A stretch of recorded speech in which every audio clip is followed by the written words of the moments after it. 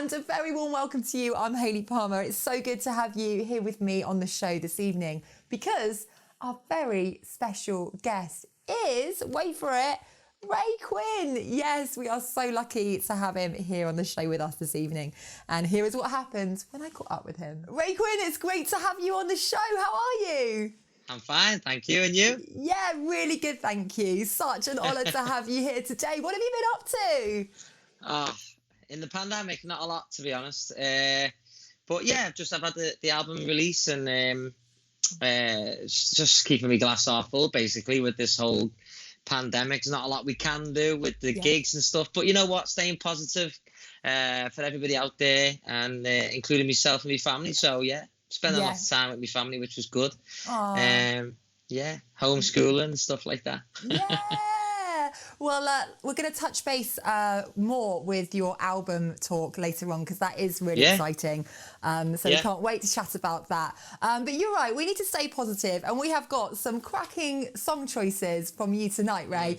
Your first song choice, Vanilla Ice, Ice Ice Baby, absolute throwback. Why this song? It was just one of those one-hit wonders that you just, every time it comes on, you can't help but like rap along to it. And it's, I got to admit, it was a song that me and my brother, we have something in common with this song.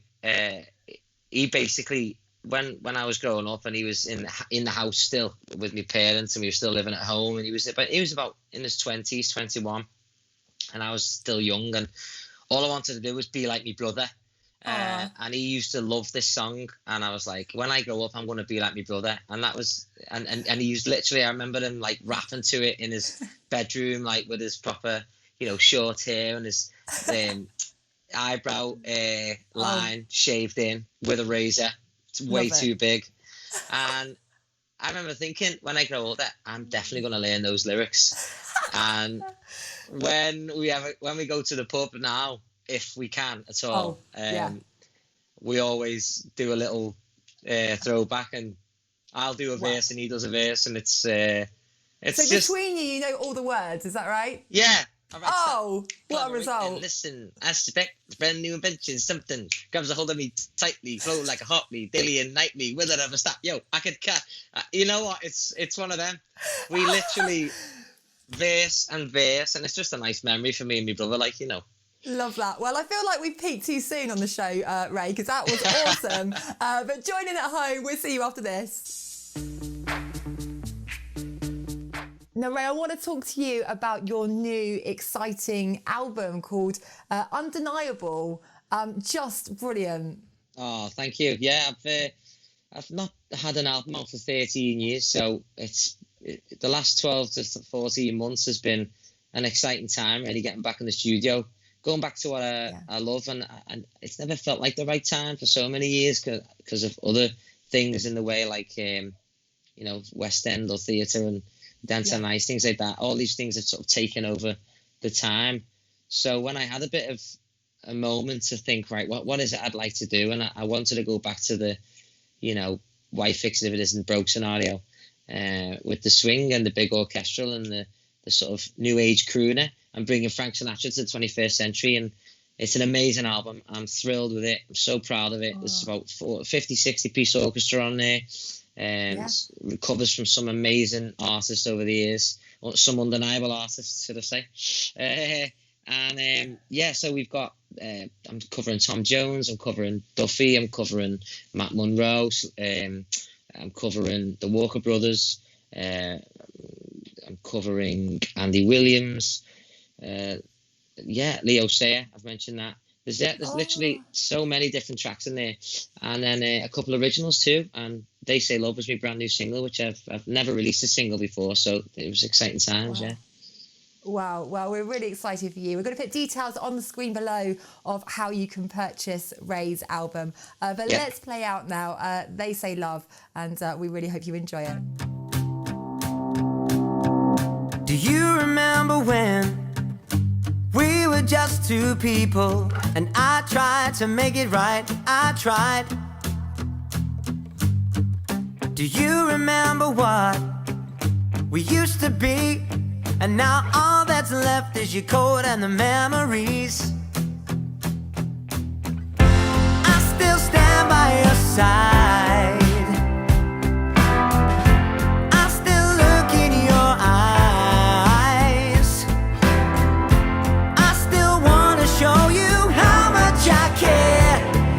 don't be sad. They say love is a loser's game. Yes, I didn't try for my baby. They say love is a loser's game, but I'm not sure. No, I tried to get it right, but don't be sad. They say love is a loser's game. Do you remember when we had so much time, and now I'm making the most of our nights? Do you remember what you used to say to me? You told me every little thing that I did wasn't good enough. I'll still stand by your side. I'll still look in your eyes. I still want to show you how much I care. So don't be sad. They say love is a loser's game. Yes, I didn't try for my baby. They say love is a loser's game, but I'm not sure. No, I tried to get it right. So don't be sad. They say love is a loser's game. You say love hasn't changed you. No, you say love wouldn't taint us.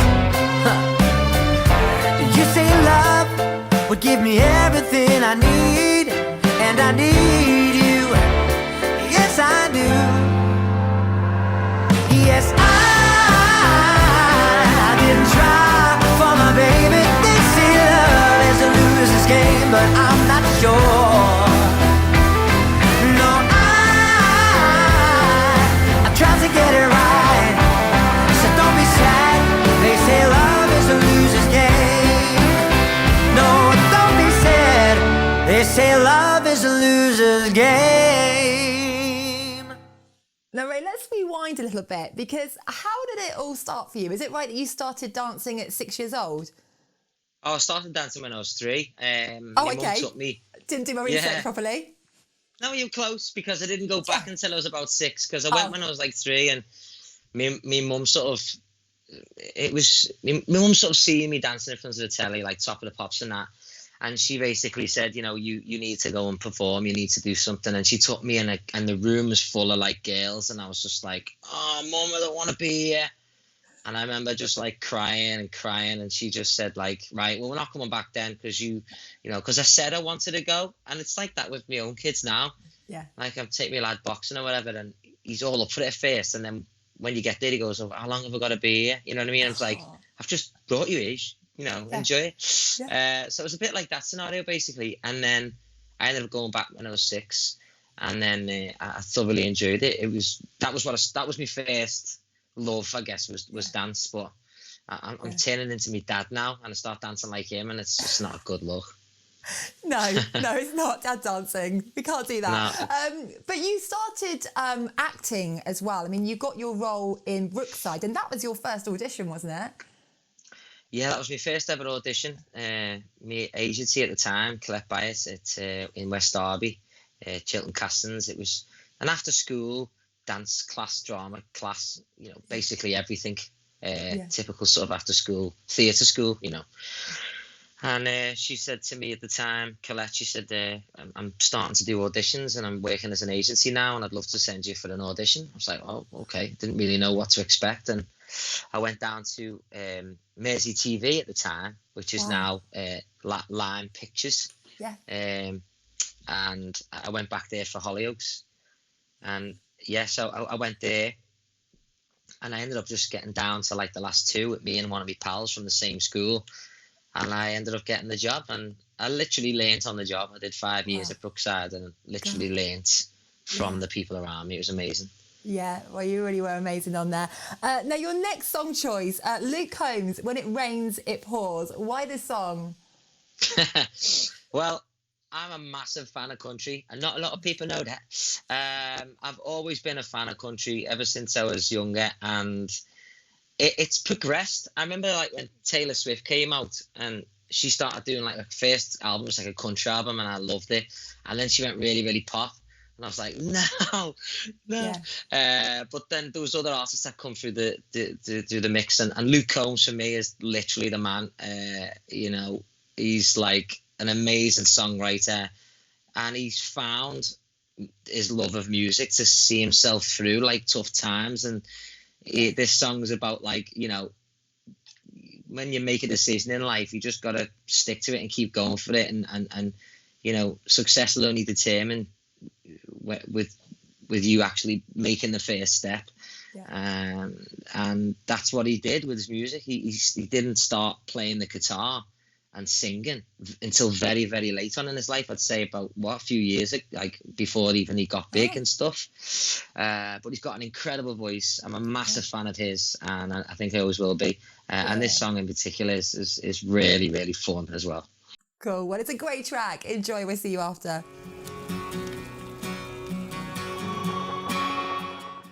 Ray, let's talk X Factor, because you did so well. You must have so many great memories. You came second place to Leona Lewis, but I think everyone really fell in love with you because you were a little bit different. You had a bit of a different style to everyone else, didn't you? Yeah, I guess, it all started from when I did the audition, really. There's like 300,000 people turned up at the Emirates Stadium, and we were literally just like, my mum camped outside and everything overnight, so that I got like to the front of the queue. And I love your mum. I started singing Ain't That a Kick in the Head in front of one of the producers, and he was like, yeah, you can go through. I was like, oh, get in. Then we got to the next stage and we seen another producer. So it worked like that up until I went into the room to see Simon, obviously, and Sharon and Louis, the three originals, you know. And I've been singing these songs. Like a lot of the songs I'd give to you can't use because of, obviously, they're so old. You know, Malcolm Vaughan, Slim Whitman, these guys I grew up with. My dad's always played them throughout the house, and I think that's why I'm a bit of an old soul, really. So yeah, I mean, I chose to go that direction, and even when the X Factor started, and every week it was like a new week, like, I don't know, Pop Week or ABBA Week, or, you know, I only ever really came into my own when it was Swing Week, because for a couple of years before the X Factor, I was gigging in pubs and clubs and stuff like that, like and like little restaurants and stuff locally that my dad would get for me, or my uncle or my mum, and I'd get like 30 quid for half an hour. And my go-to set list was, you know, the swing and the you know, the crooners, if you like, and the Elvis Presley and things like that. So it just stuck with me, really. Yeah. And what's it like when Dermot actually calls out the results? Because I've had a few X Factor people on here, and they tell me it really is enough time to go and put the kettle on and make a cup of tea and come back again. It must be so nerve-wracking for you. Yeah, I look back now, and it was Kate Thornton at the time. She was the presenter. And I love Kate, and she was always dead, like, hands-on and, like, caring, and always, like, you know, she knew what we were all going through. But me being at, like, 19, I was just, like, you know, just taking it in my stride. And, like, I've always been a happy-go-lucky sort of laid-back person. Some would call it lazy, but I would beg to differ. But yeah, I guess it was just, I look back now and think, I couldn't do that now. You know, I just literally couldn't put myself through that now, you know. But back then it was almost like, well, this is life. This is what I've got to do to fight for my place. And so it's a strange feeling. But yeah, it did take an age to call a winner or the runner-up. We got that. But your next song choice, AC/DC, Thunderstruck. Why this song? This song's a proper hype song for me. I can't understand this guy's voice, the lead singer. I mean, his voice is just, I'm intrigued by it, because it's like, it sounds as if, like, you know, it's because I like to impersonate people sometimes, and he's the one guy I don't know how he sings. I don't know how he hasn't got, you know, nodules or whatever it may be, but it just shows he's got a natural born talent to sing, you know, and become one of the world's greatest rock star bands, you know.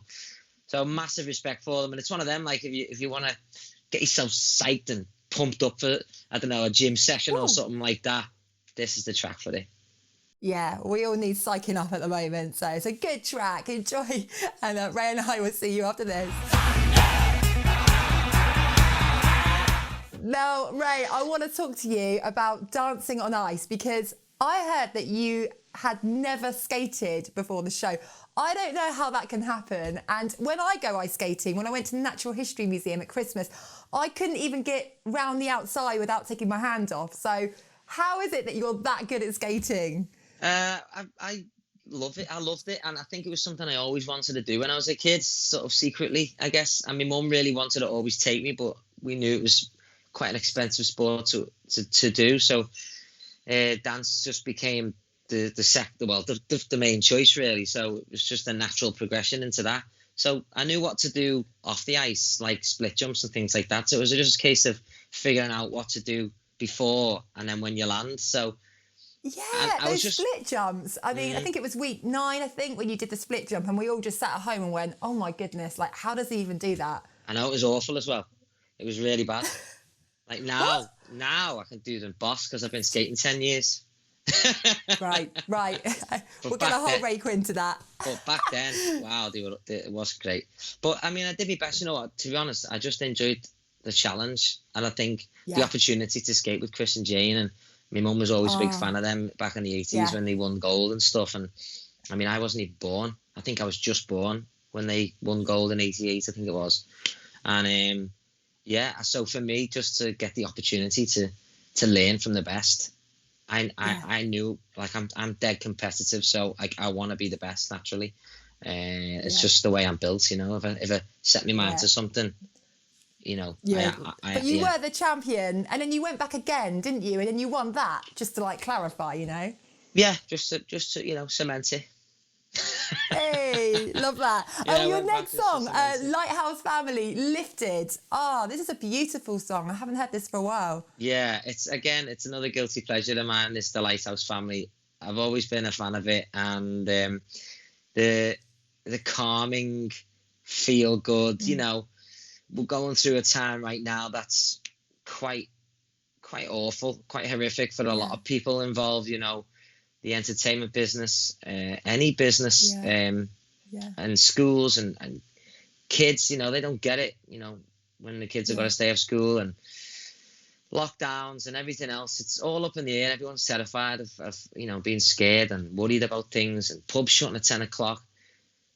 So to find a little bit of happiness and a little bit of clarity and a little bit of satisfaction, music has been the one thing that's driven me, and you know, continue that positivity. And this is one of these particular songs, you know, you can be lifted, you know, lifted all the way. Just close your eyes and just let it be. You know, there's bigger problems out there than what you're facing, and you know, tomorrow's a new day. You know, it's a positive, progressive, you know, song that it makes you feel good, and that's why I like it. Always have. Yeah, no, it's a great song, and you're absolutely right. I think music has kind of helped a lot of us, and it particularly helps us here on the show. So enjoy this really positive song, and we'll see you after this. I really love to be... Now, Ray, we've got a quick fire question round for you. Aren't you lucky? Are you ready? I'm ready. He's ready. Okay, first song ever purchased. 5. Everybody get up, singing. 1, 2, 3, 4, 5. We get down now. Yeah. Yes. Love that. What an absolute throwback, but a good one. Yeah. Dance floor song. What is that song that you just go, I've got to get on the dance floor? Rick Astley, Never Gonna Give You Up. Yes. 80s. Love that. Yeah. A driving song. Is there a song that you just put on and you cruise down the motorway and you're like, yeah, life's good? Luke Combs, Beer Can. You do like Luke Combs a lot. Okay, cool. Karaoke song. I've got 2. Well, okay. Okay, you can I'm have gonna 2. I'm going to go with the usual. I'd probably say Angels, Robbie Williams, and Let Me Entertain You, Robbie Williams. They're my 2. Oh, yes, I can imagine that. They're my 2. Yeah, they're my 2 go-tos. Brilliant. Motivational song. What is that song that you just hit the gym to? God, that's a tough one, that one, because I like AC/DC, like you've seen Thunderstruck, but I love Black Sabbath and Paranoid. I guess that one sort of gets me right in the mood for, you're like, you know, lifting some weights. He's like, yeah, brilliant. Okay. Now your next song, M People, Search for the Hero. This is another song that I haven't heard in a long time. I know. Again, as I say, I'm a bit of an old school, young blood type of soul, and these songs again, I heard in the house growing up. You know, like the songs that I'll play in the house, my son will probably end up listening to, and you know, again, it's just great artistry, great writing. And the old videos when it's all like a bit blurry and a bit cool and a bit like what is going on in this video, you know, and you're thinking, how does that go with that doesn't go with the song? And you know, I think there's kids like throwing bricks or something in it. I can't remember now, but I remember thinking, surely if I was throwing bricks in the street where I live right now, I wouldn't be searching for the hero, I'd be looking for the coppers coming to grab me. But the lyrics itself, search for the hero inside yourself. Again, it's just a motivational thing. I'm all about positivity. And if it makes you feel good about yourself and makes you feel like, yeah, you know what, I'm going to go out today and I'm going to make it a good day. You know, you're only as good as how you start your morning. So just being a better person. So I guess that's why I chose the song, yeah. Yeah, like that. Well, it was top 10 in 1995. Enjoy. Now, Ray, your last song choice, again, an absolute throwback that I haven't heard in such a long time, but it's a classic, E17, It's All Right. Yeah, that's the one. Yeah. Again, I've always been a fan of them because they're a bit like N-Dubs, you know what I mean? Like, they were sort of off the wall, but, like, super talented. And then, like, you know, they just fitted together, these lads. And they were just, like, I don't know, they reminded me of my brother, you know, like they look like they just hanging around the streets and let's put a song together, yeah? Yeah, let's put a song together. Let's call it All Right, innit? It's all right. And then they sat there and wrote these lyrics and just went, it's all right, everything's going to be all right. And it turned into a smasher. So, I love it. I've always been a fan of these guys. And Stay Another Day, again, another tune. I actually met one of them a long time ago now, and it was in his house, and I was with Keith Lemon doing like off the wall sort of through the keyhole thing, and like we did like a family Christmas all together, dressed up in these big white duffel coats and white hats and white gloves, singing to the camera, and it was a lot of fun. But I remember walking in thinking, oh my gosh, you know, this is like a lot of history in this house, with all the albums on the wall and a boss, like amazing in-house studio. So yeah, I was over the moon. But this song in particular, again, it's just a banger. It just starts off dead slow and you think, because I love that 90s dance hits, you know, in the 80s, all those years. They're the quality years of music, I'm telling you. They really are, aren't they? Yeah. We're showing our age now. We're like, oh yeah, the good old times. Oh yeah, but they really were. Yeah. They really were. Well, Ray, thank you so much. We want everyone to buy your brilliant new album, Undeniable. Again, we're going to put details on the screen below. Please support Ray. We absolutely love it. So thank you, Ray. You have been so much fun. I'm never going to attempt ice skating anywhere near you. But thank you so much. It's Ray Quinn, everyone. Nice one. Bye-bye. Oh, we've now come to the end of the show, but a huge thank you to the brilliant and talented Ray Quinn. Just fantastic to have him here with us on the show this evening. And a huge thank you to you at home for supporting the show. It's so appreciated. Now, remember, I love hearing from you. If I haven't heard, details are on the screen below of how you can get in contact. And I will see you same time, same place next week.